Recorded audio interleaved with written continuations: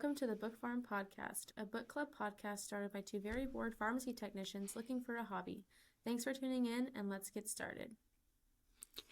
It's episode 11, covering chapters 8 through 14 of Wings of Starlight by Alison Saft.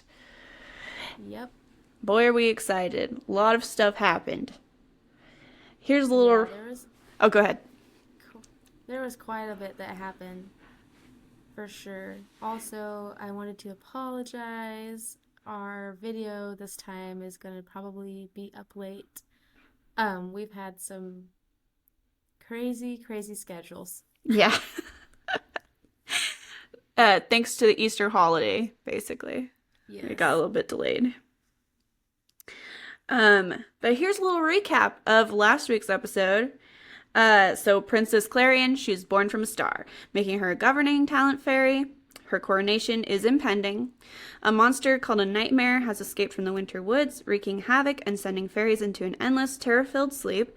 Clarion came across Milori at the winter border. He expressed his desire to help the warm seasons get rid of the nightmare, stating he'd be at the border every night for a week if they'd like to work together. Queen Elvina devised her own solution. She announced her plans to destroy all the bridges connecting winter to the warm seasons, and Clarion vowed to prevent that from happening. Yep. So that pretty much brings us up to speed for the prologue through chapter 7. If you didn't read it, subscribe and like for more. Go back to the previous episode. We talk all about it.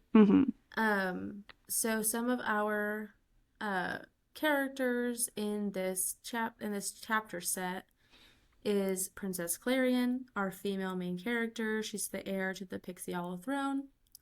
We have Milori, arguably my favorite character. I love him. Yes, same.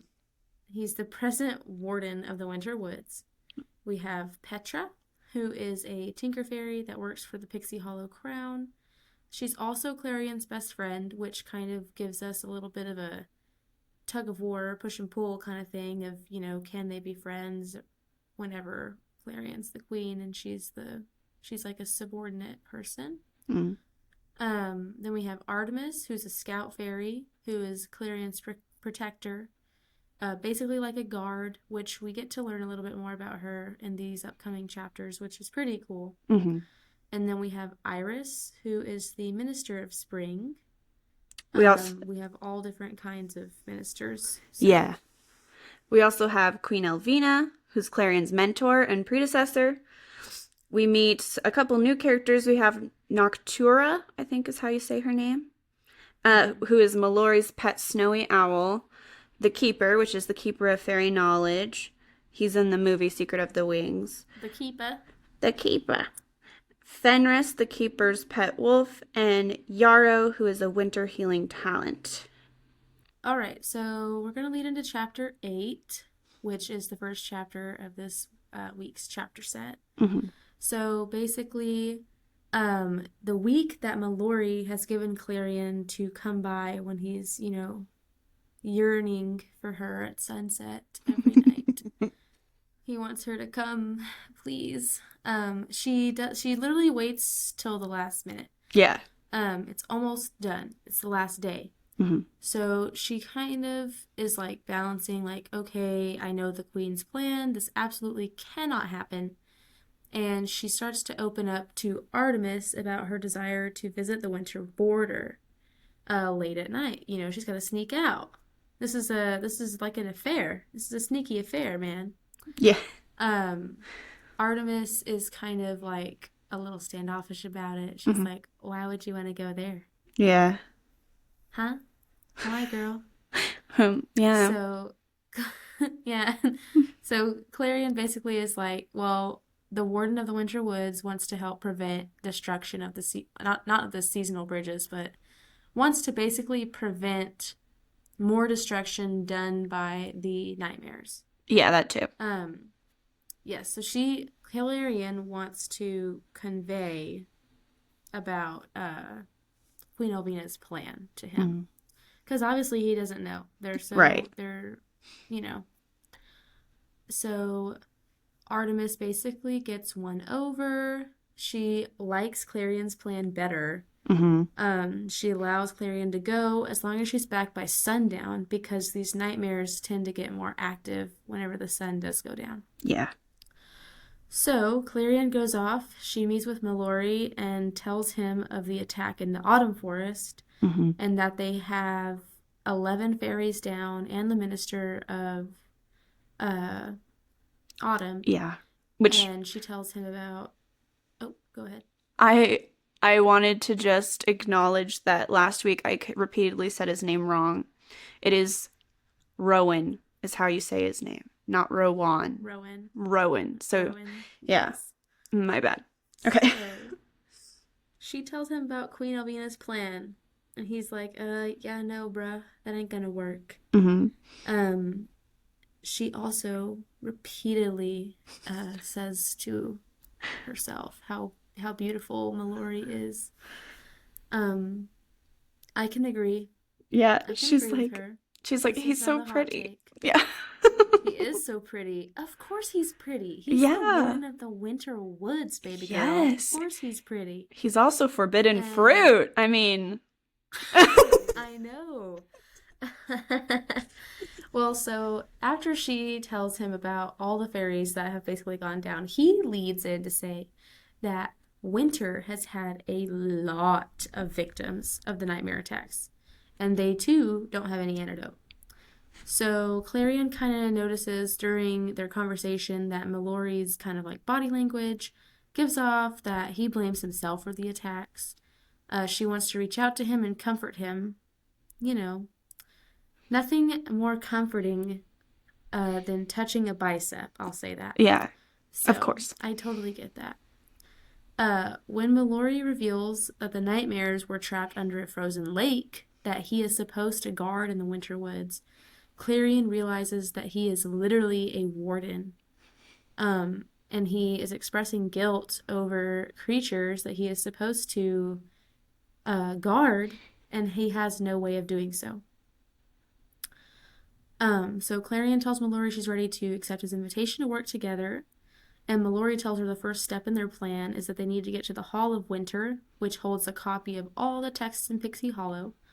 There's a book there that the Keeper and Milori believe only a governing talent's magic can open. So Clarion needs to go to the Winter Woods with Milori.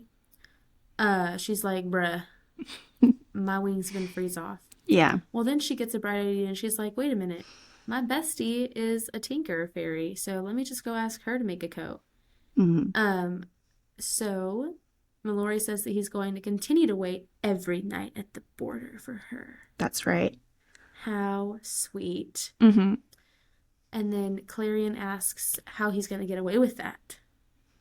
Aren't you the warden? Yeah. And he was like, the only fairy that outranks me is you. And at this point, Jaw's on the floor, and I'm like, just kiss already. For real. So I'm like, cross the border, meet in the middle, and kiss. Yes. So they don't do that. No. But we do learn that the ministers of the seasons, they never really overlap.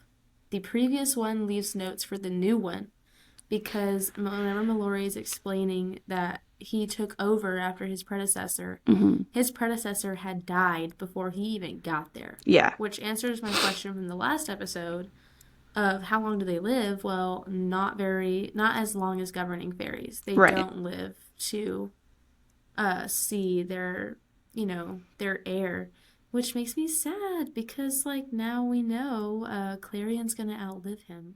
Yeah. Sucks. I didn't even think of that actually until just now when you pointed that out. Oh my gosh, he's gonna die! Well then, Milori calls Clarion by her name when they say goodbye and good night. And she's like, he's so hot. No, I'm just kidding. She doesn't say that, but that's what I said in my head. Yeah, she's like, he called me by my name. She's like, I like it when you say my name. It's like you know me. It's like you know me. And that leads us to chapter 9. Chapter 8. Yeah, leads us right into chapter 9 because 9 comes after 8. I'm just kidding. I'm so annoying. Okay. So the next morning, You are not annoying.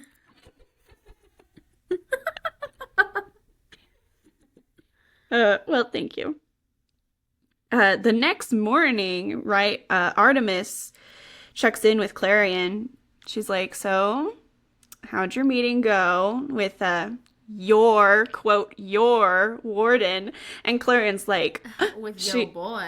she like blusters. She's like, he's not mine. I mean, hashtag denial. Uh,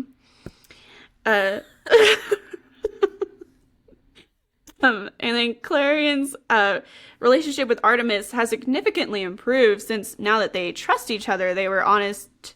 She was honest with her, and she's not getting Artemis into trouble all the time. And then Clarion's like, okay, I'm gonna go back and see him again tomorrow, and I'm gonna have to cross into the border. And Artemis is like, what? And she's like, but we need to go see Petra first. So, because she's going to make me a coat. And Artemis is like, fine, I'll take you. And even though this is going to be really dangerous. But again, she believes in Clarion's plan and thinks that Clarion can help save them from the nightmares in a better way than Queen Elvina or Queen Elvina alone can do. Mm-hmm. So Petra is not thrilled when Clarion asks her to make her a coat, and she begs Clarion to ask Patches, who is like the royal sewing talent, to make the coat instead. And then Clarion's like, well, that wouldn't work because Patches is too close to Queen Elvina. She's not part of my crew, bro. Yeah. So eventually Petra gives in and agrees to make Clarion's coat. And then Clarion revisits the border that night, even though she doesn't have much to report to Milori. In the book, it says, quote, she goes, not really knowing why. Girl, yes, you do. She knows exactly why. Yeah. You want him. Yeah. I know exactly why. That is right. She's then like pondering, well, like, it's not like I could like him. It's not like we could even be friends. I'm like the queen. I can't have friends. Yeah, we can't be friends. Okay. Boyfriend and girlfriend. Yeah, okay. There we go. Oh my gosh. My cat is trying to eat everything. I'm sorry if it's creating terrible noises. Okay. It's not. That's good. Okay. All right, so she finds him sitting there at the border, like he promised he would be every night, reading a book of poetry. And she says he's looking beautiful, because of course he is.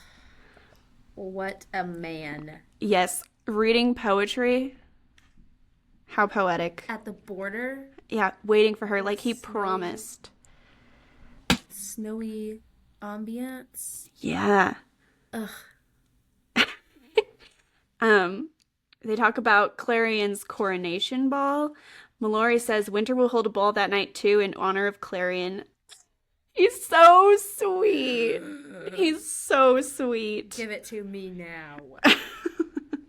And Milori tells her about Winter's talents, which are glacier, snow, icicle, and frost talents. And Clarion is like, I can't imagine what frozen water, what's so special about that? She's like, dang, all you got is snow. Yeah. Snow talent. Yeah. Ice talent. Yeah. That's all. That's all you need. She asks Milori what talent he has, and he says, or what talent he is.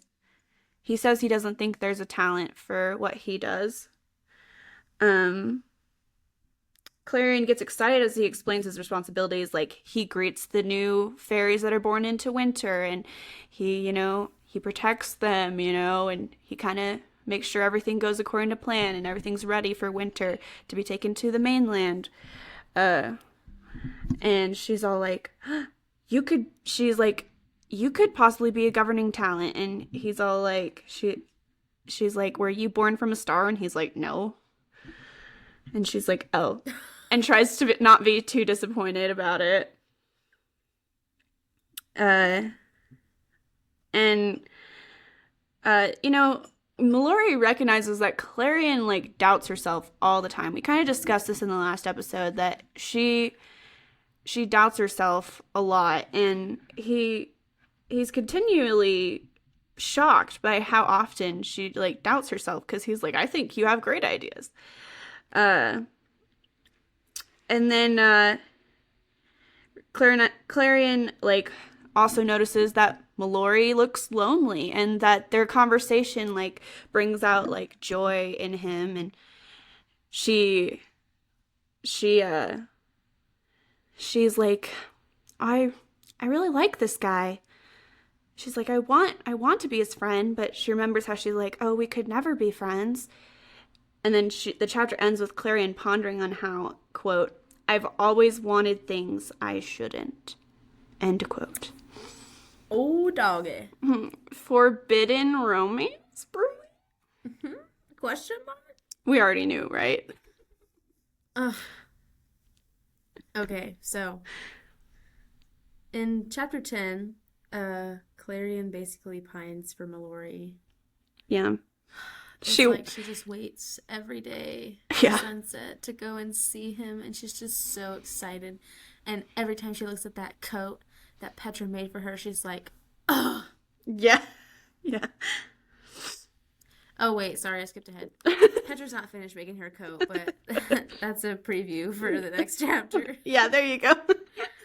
So finally, Petra, like, literally sends, like, this cryptic, like, crow to Clarion's window, and with a note that's, like, blood-stained, sweat-stained, tear-stained, and it just says, it's finished. Yeah. So Clarion goes to pick up her coat, and it is, like, she made additional winter gear for her. She made, like, snow boots, and I think, like, gloves as well. Yeah. Or something. Yeah, gloves. And she's like, oh my gosh, it's so beautiful. It's so pretty. And Petra's like, don't tell me anything more about what you're doing because it just stresses me out. Mm-hmm. Like, it creates such horrible bias because I'm having to, I'm having to work on Elvina's plan, but then also work on this with you in secret, and it's just not cool. Mm-hmm. I just can't do it, so don't tell me anymore. Mm-hmm. And Clarion's kind of like, dang, that's rough. But, like, I totally get it because it does make her job, like, on both ends hard. Mm-hmm. So, Clarion has to go check on Spring Square's preparations for a new coronation before she can pick up her coat, and Iris shows her, like, the destruction left behind by the nightmares. It basically, like, cut through this meadow and killed everything. Mm-hmm. And then Clarion confides her nervousness about her coronation to Iris. And Iris basically gives her, like, this special spring tea to help with sleep. She's like, yeah, just get really drunk and, like, knock yourself out, girl. She's, like, the kind of person that takes the melatonin every single night. Like, to go to sleep, I guess. Yeah. She also expresses the theme of hope that Clarion seems to give people. Iris's faith in her kind of touches Clarion. So Clarion gets her coat. Petra's like, be careful. Clarion's always been adventurous. And then again, like I said, she said to leave her out of her plans from now on. And Clarion agrees. And that ends chapter 10. That one was a shorter one. Oh, so chapter 11. I know, all the chapters in this one was, like, long. Yeah, they were long. In chapter 11, Clarion, she has her coat now. She goes straight to the winter border that night. Milori helps her cross by taking her hand. Squealing. Oh my gosh. Kicking my feet, squealing, giggling, yes. laughing, blushing. Mm-hmm. That's me. Yeah, she's embarrassed when she's, like, ends up holding his hand just a little too long. So Clarion can't fly with her coat on, right? Because it's keeping her wings warm. So she's walking, and Milori insists on walking by her side with her. She notes that he's, quote, stubbornly chivalrous. Because of course he is, right? Of course he is. He's the warden of the freaking winter woods. Of Yes. course he is. What a gentleman. So on the way to the Hall of Winter, they sled down a slope.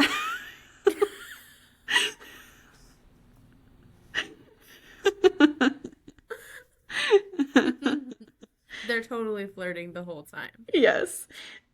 So Clarion ends up being flung from her sled into an embankment, and Milori's like, "Oh my gosh, are you okay?" Like, he's like, "Oh my gosh, did I kill the queen?" But she's fine, and she's like, he like helps her up.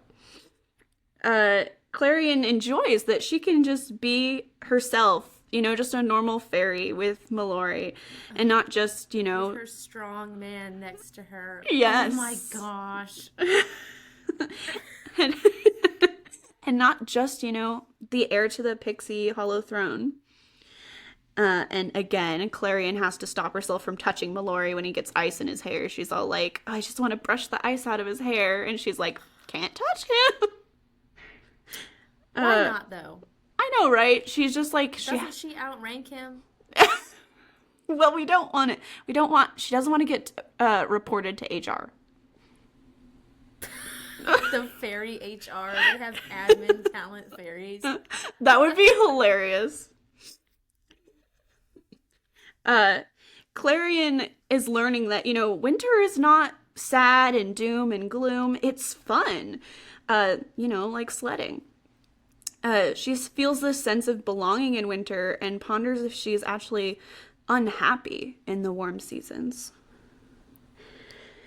Clarion and Milori flirt some more. Clarion calls him unfrightening and impertinent, and Milori mockingly apologizes. They arrive at the Hall of Winter, and Clarion is in awe of how grand it is. There's like ice pillars, just so many books. She even seems a little bit daunted at the sight of how the ice walls glow blue. Causes her to be a little bit uneasy, and she notices a shadow and assumes that there's a nightmare in the Hall of Winter. Assumes. Yeah, keyword. So then we move on to chapter 12. The nightmare actually ends up being Fenris, the keeper's pet wolf. Mm-hmm. Clarion meets the keeper, and he defies her expectations in a good way. Because I don't know if you remember the keeper from the movies, but he's the little short, like... he's all like... accent's from, like, South Dakota. His name's Dewey. Yeah, really. He's like, "My friends call me Dewey." Yeah, that's him. And then Milori already sees Clarion as the queen. Oh, I love him. Yes. Just to make him a real person. Yes. We'd like to order 2 copies. No, I'm just kidding. 2 copies of Milori. But mine looks like Kylo Ren and he's got black hair. Yeah. Let's go. No, just kidding. I love my boyfriend. Yeah, that's right.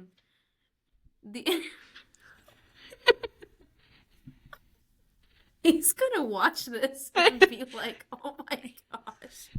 It's just for fun. It's just for fun. Shout out to Timothy for dealing with me reading this book. Okay. He's a good sport. So, he's a great sport. The keeper shows Clarion the book that Milori was talking to her about, and it's filled with a bunch of pictures of the nightmares, but it's in a language that him and Milori can't read. Mm-hmm. So it responds to Clarion's touch, and she begins to read the tales of how children's dreams used to travel over Pixie Hollow, like the Aurora Borealis. Mm-hmm. And then dream talent fairies would weave dream threads, separating the nightmare threads to nourish the young pixie dust tree. Well, the nightmare threads, whenever they would fall on the floor, they kind of congealed and remembered that they were born and took from the shape of... Wait, hold on. They kind of remembered the fear of from which they were born and took the shape of that thing. And they would attack the fairies in the night.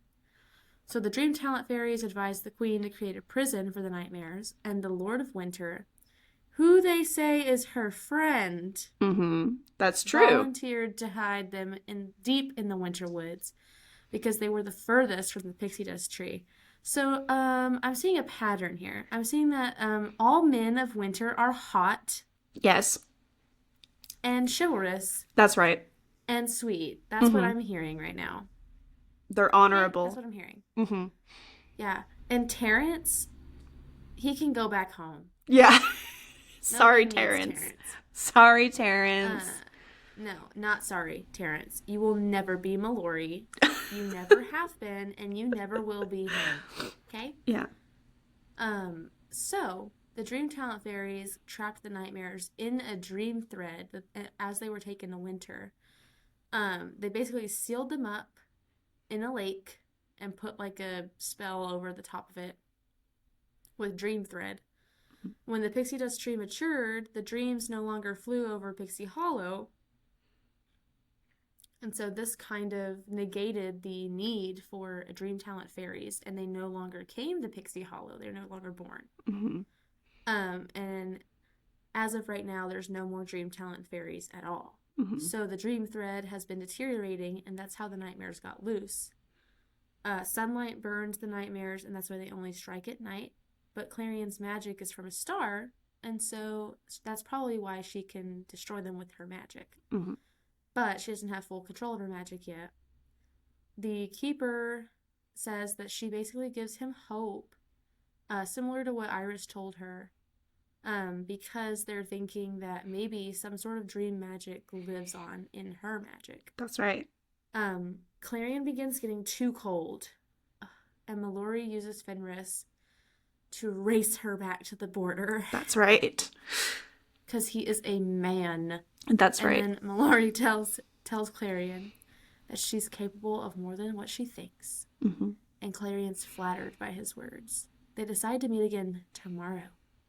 Milori will take her to the nightmare prison so Clarion can test the Keeper's theory that her magic can destroy or seal the nightmares. And then we go to chapter 13.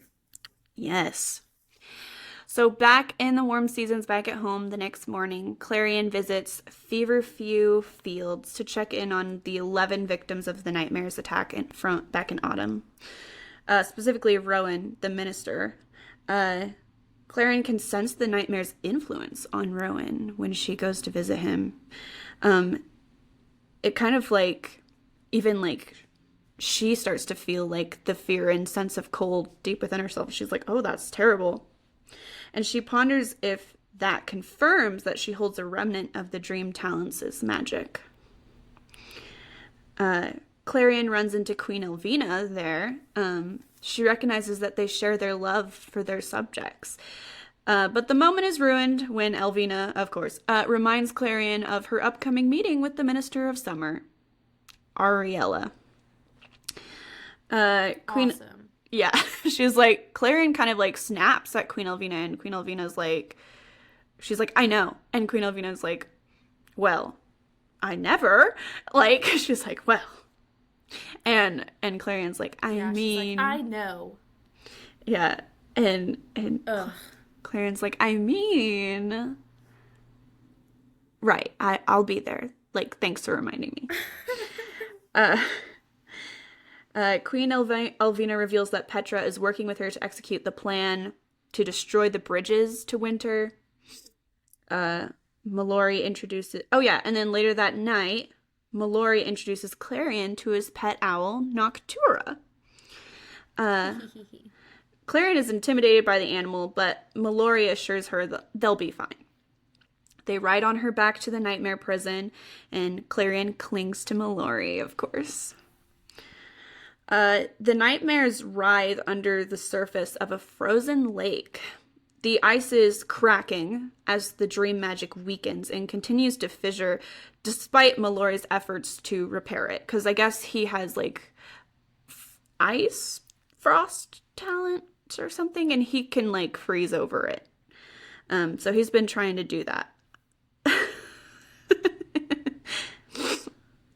I just read the last script point for this chapter. Go ahead and keep going. Clarion attempts to repair the barrier with her own magic. She focuses deep within herself and begins to repair the barrier, fueled by her desire to protect her subjects. which contrasts like how Queen Avina has been teaching her, like, you need to focus and to shut out all emotion in order to control your magic. But Clarion seems to be fueled by her emotion in order to use her magic. Unfortunately, a nightmare throws itself against the ice, causing Clarion to slip and break her focus. All of Clarion's effort is lost, and another nightmare escapes. It attacks Clarion, but Milori and Noctua save her. Clarion gets a deep cut from the encounter, and Milori takes her to the healing talents in winter. He promises he won't let her fall off Noctua. Clarion notes, quote, "She never had met anyone in the habit of making such solemn oaths so readily," end quote. Right. And then Clarion rests her face in the crook of Milori's neck as they take off, and his breath catches. Yeah. What y'all know about Milori? What do you know about him? Because oh my gosh, Yes. I'm gonna freak out. Yes. Oh, so good. Ugh. What a beautiful blossoming romance. The yearning. I know. This isn't even like, this is not even like the biggest slow burn I've ever read. Like, I've Right. gone through like 50 chapters and they're not even close to anything. But it's just like, I'm so ready. I love Same. it. It's so great. Okay. So our last chapter, we had to move through these pretty quick because our thing only allows us to record for an hour. Yeah. So we're trying not to drone too long so that way we can answer more questions at the end. Yes. So chapter 14, Clarion meets Yarrow, who stitched her arm up from the cut. Unfortunately, the coat that Petra made was messed up. Yeah. Because they had to cut it to get to her wound safely because they can't take it off because her wings will freeze. Yeah. So Clarion basically observes how Milori is very compassionate and checks on every single fairy in the infirmary and can't help but feel a terrible fondness for him. Girl, you like him. Yeah. Just admit it, Clarion. Girl, you want to kiss him. You cut out. What did you Just say? do it. Did you Girl, say? you want to kiss him. Oh, okay. Because you cut out, and I was like, No, you want to kiss him. yes. So, Yarrow tells Clarion that Milori is very well loved by all the fairies in winter. Yarrow informs Clarion that it's been a while since they have seen Milori so, hopeful. Mm-hmm. Clarion loves that she has this effect on him and wants to pull him out of his gloom as much as she can. That's right. She wants to hold him. She Yes. wants to comfort him. Yes. Love it. She Aw. breaks the news that she may not be able to come back to winter for some time because her coat needs to be fixed. Mm-hmm. And he says he doesn't mind that at all. He'd wait for her. The next day, Clarion prepares herself for Petra's anger as she goes back to ask Petra if she can repair her coat. And Petra asks her again, don't involve her anymore. But she fixes it. She's devastated that her hard work is ruined. She's like, Clarion, what are you doing? She's gallivanting around the winter woods. And Clarion is saddened by Petra's reaction. And Clarion reveals to Petra that she's been meeting with the warden of the winter woods, and Petra's flabbergasted. Petra's like, stop putting yourself in danger. She refuses to repair the coat. Clarion's offended at the thought that Petra sees her as a reckless instigator. And Clarion tells Petra that she's the only person she can rely on, and Petra reminds Clarion that so is Queen Elvina. Which is like what I was saying, is that like Queen Elvina is also having Petra work on things for her. Yeah. And it's just exhausting, I'm sure. And Yeah, eventually stressful. Petra is begrudgingly persuaded to repair the coat. And she tells Clarion to just live. And Clarion says she will. And that's where we end with this week's chapter set. Yes. Very, like, intense in the book, it was a very intense interaction between Petra and Clarion this time. They they were not getting along, they were fighting. But here are our questions here to ponder or ask ourselves. So there's this reoccurring theme that Princess Clarion is a symbol of hope to the fairies in Pixie Hollow. Why do you think that is? I think it's because she just has different ideas, like from Elvina. Mm-hmm. I mean, you gotta think these people have been under the rule of Elvina for like what, like 400 years now. Right. And it's got to be a breath of fresh air to have somebody come in that has different ideas, versus just straight up conforming Yeah, to what Elvina wants. I totally agree. I think Clarion's younger, like more personal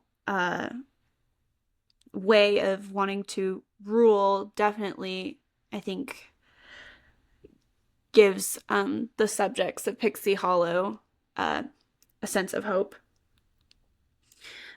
Princess Clarion can sense the nightmare power overtaking Rowan when she visits him. What do you think this implies about her power? I think, like they said, I think that some dream power like resonates within her own magic. And so I'm wondering if like the dream talent fairies used to be able to see people's dreams or at least other fairies' dreams.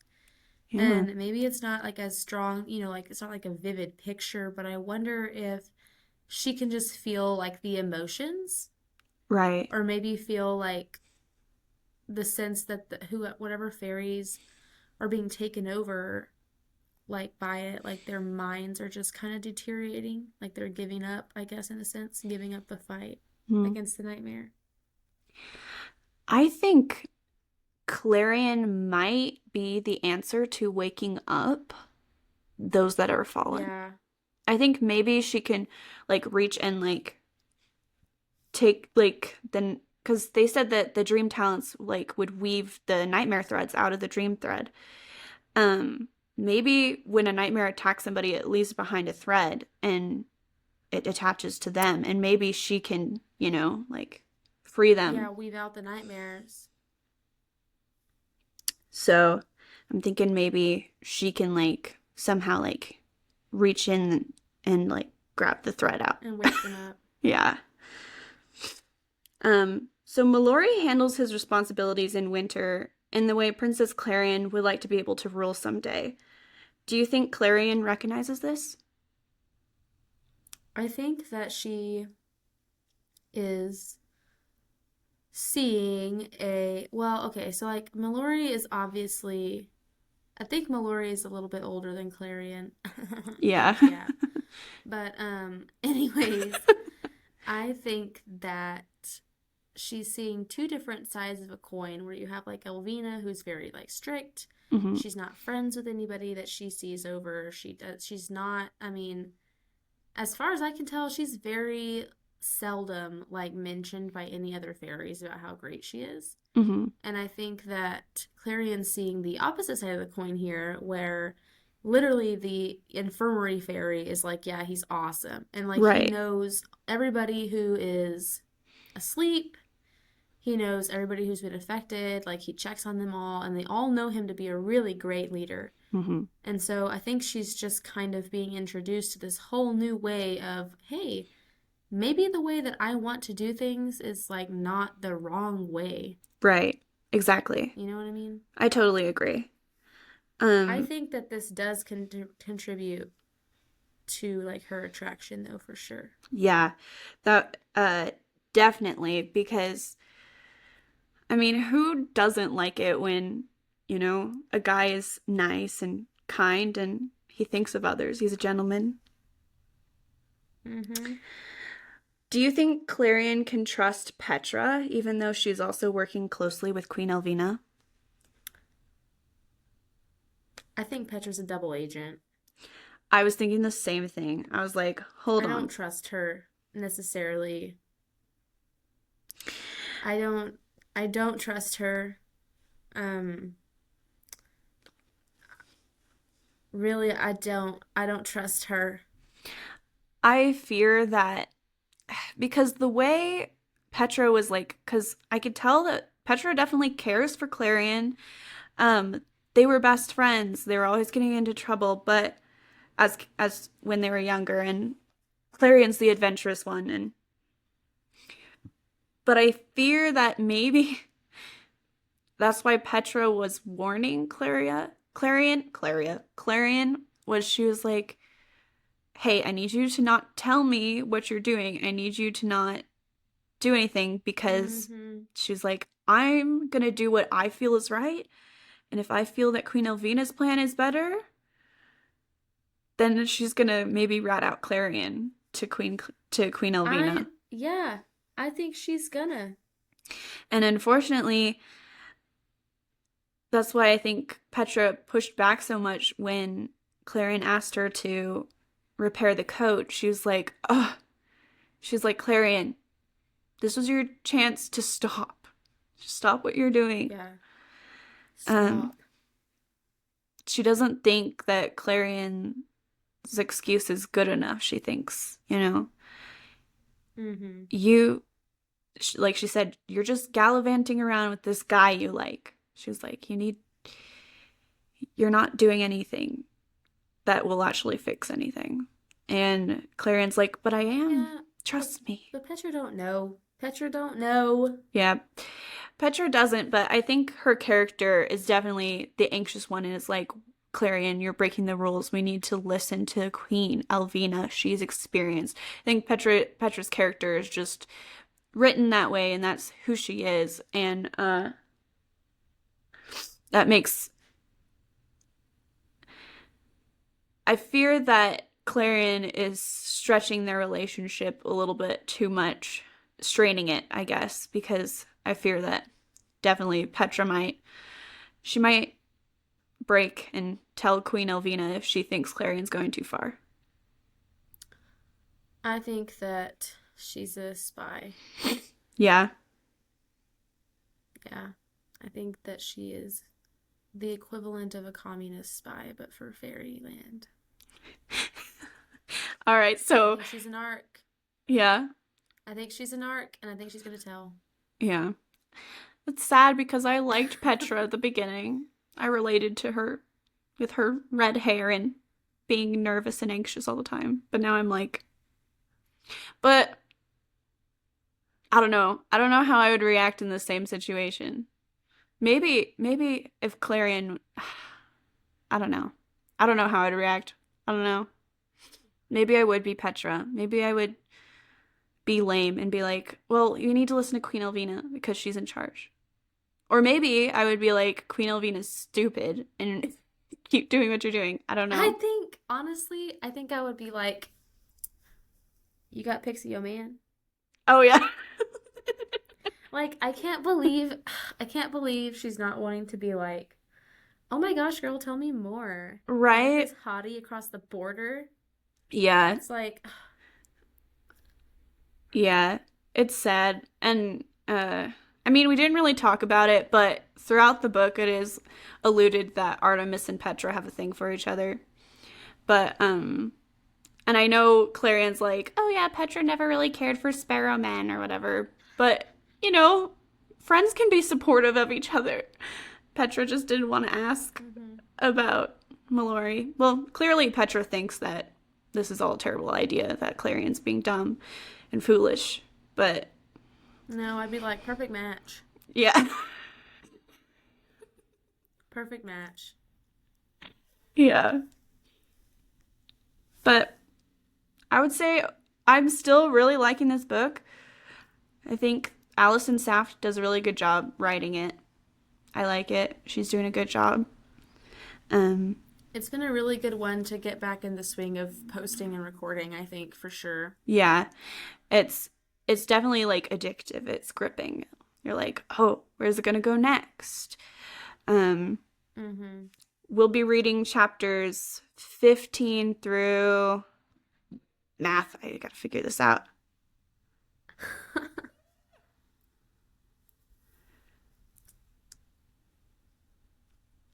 15 through 22. How many chapters did we say were in this book? I think there's 27. And the last episode is just going to be short. Oh, okay.